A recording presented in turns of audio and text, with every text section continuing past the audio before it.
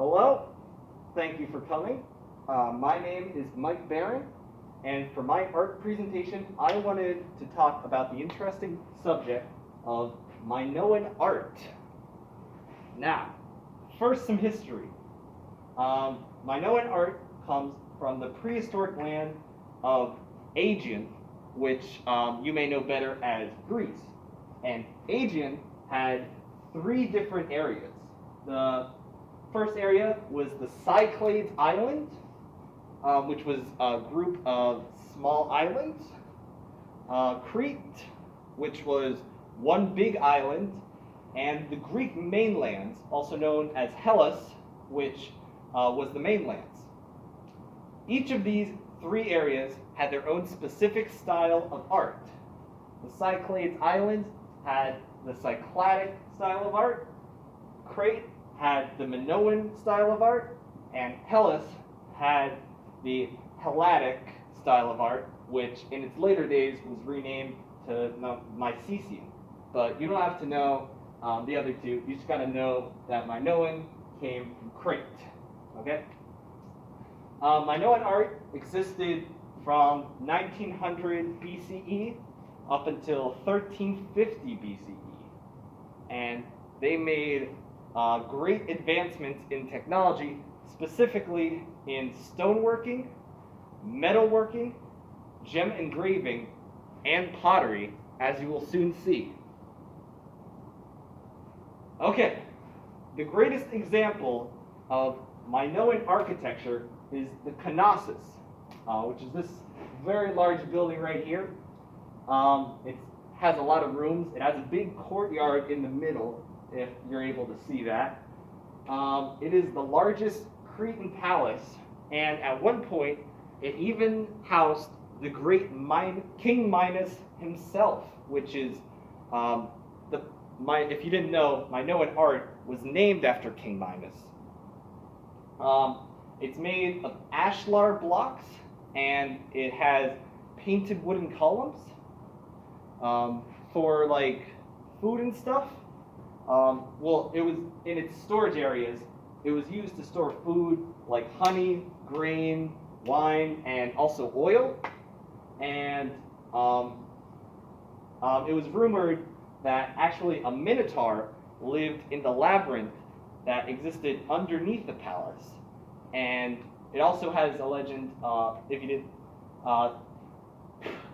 the hero Theus once hunted that minotaur down in the labyrinth, and he only escaped thanks to the daughter of the king named Andrea.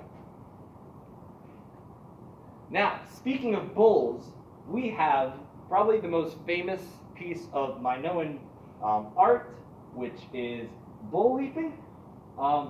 It was hung in the Knossos Palace.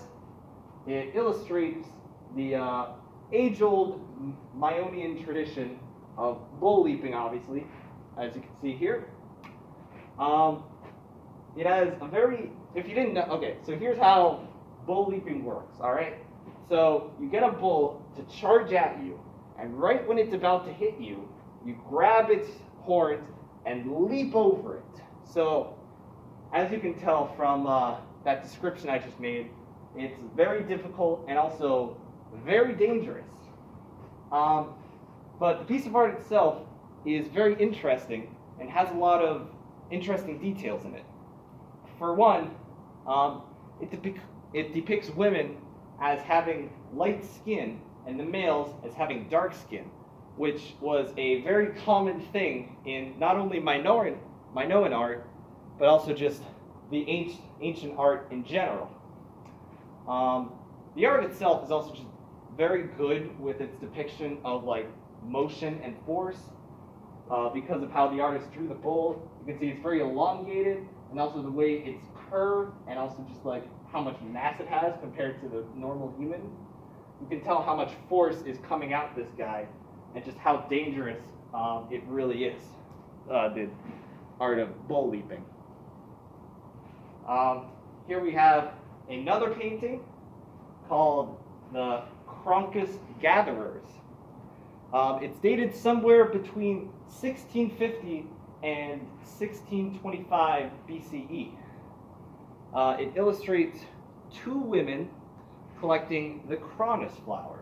Now, if you didn't know, the Cronus flower was used to make saffron, which was used in yellow dye, but was also used for painkillers.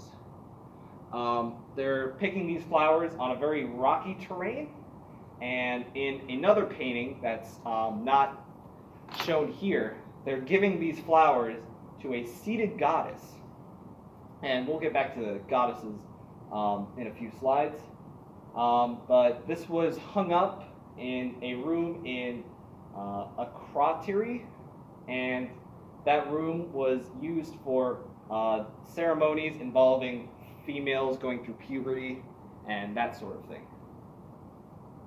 Okay, pottery. Now the pottery is in Minoan is honestly pretty interesting. All right, its purpose or use was to transport wine and oil, but the design on the art is what's very interesting.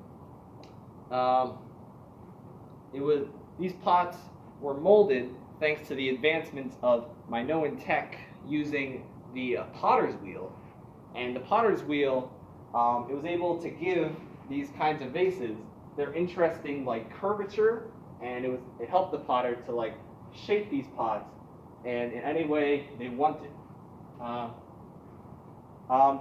Minoans really like to depict sea creatures on their vases, most notably octopuses and squids with their tentacles, but also very large fishes.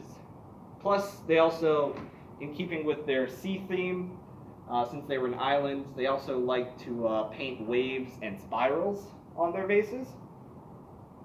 I believe this the style of art is called Chimeras wave, and many pots of this style have been found, thankfully. It also used another very common style of art used in the ancient world. This style of art is where dark characters are depicted on top of light backgrounds, which you'll see a lot of in not only just the Greece world, but also a lot in Egypt too. Okay, sculptures. Here we have the sculpture of the snake goddess. This was discovered in the Knossos Palace. Seems to have a lot of art in there. When it was originally found, it had no head and no left arm, and they didn't even know if the cat was involved in the statue. But thankfully, they were able to put it all together. It depicts, as you can see from the statue, it depicts a woman holding two snakes with a cat on her head for some reason. It's about 1.5 feet tall, and something interesting about it is that in Minoan culture, snakes represented fertility, which is a common theme in this sculpture, because as you can see, the woman is bare-breasted, which, if you don't have a dirty mind, usually when you think of bare breast, you think of the image of a mother nursing her very young infant child. So fertility is like a very big theme in this sculpture. Okay, another sculpture is the Harvester's Vase. As the title implies, it depicts some harvesters going to harvest foods and such. This vase, thankfully, this vase is actually the most intact piece of Minoan art still around. It's not completely intact, but it's the most intact that we have. The artist for this is very creative. It's filled with a lot of individual characters. Most specifically, this man right here on the far right, you can see he's holding an instrument which is called the sistrum, and the instrument that can most likely be compared to the sistrum is just a rattle or a shake. But the artist went into a lot of detail to accurately depict not only musculature system, but also the skeletal system too. The artist was also able to capture the movement of the people in the vase, just them marching forward. It's a very good piece of Minoan sculpture, if you couldn't tell. Yeah, and that's my presentation. I hope you enjoyed it. I had a lot of fun making it, and yeah, thank you very much.